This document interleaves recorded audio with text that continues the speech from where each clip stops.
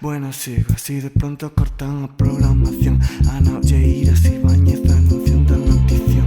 Feijóo se murió, falleció el presidente entre las 6 y las 7. Dime 1, 2, 3 cabezazos contra pared.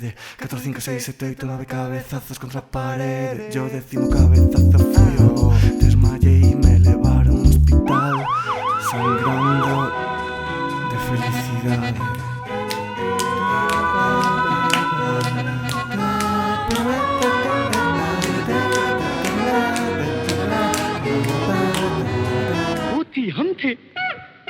हम थे वो थी और समा रंगीन समझ गए ना गाते थे. O Faro titula Adiós presidente, la voz de Galicia, Pachi presidente, la región más neutral, se nos va un paisano, llora la gente, me copedín que me he tentado, que había titadín de un pin de ETA ali ao seu lado, na ser que crees que Bin Laden non lle tiña ganas ou que quedou Pepe, joder.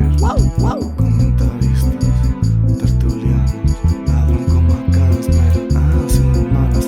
Eu vi no fai un mes de e charlamos todo está mal e non melloramos. Sigue a teina se abatido, tristón, deprimido, pero estou seguro, non é suicidio, fuerzas e cuerpas de ser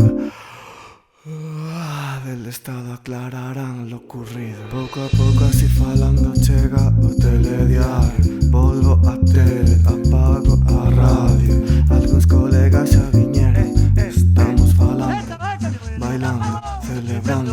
Porque en que outro verán morre un manda máis, deixando en bandexa a independencia ou quen sabe. Que outro verán morre un manda máis, deixando en bandexa a independencia ou quen sabe. Estamos por aí aplastando sinais, escudos, emblemas e signos oficiais, queimando DNIs e desfacendo manis de Ourense bilingüe, su puta madre. Nunca había ruido, ya eran policías, vían como a nazis pero non nos vían. Xa estaban entretidos dando ollos gandeiros, e eso que eles tamén foron nenos como a nós.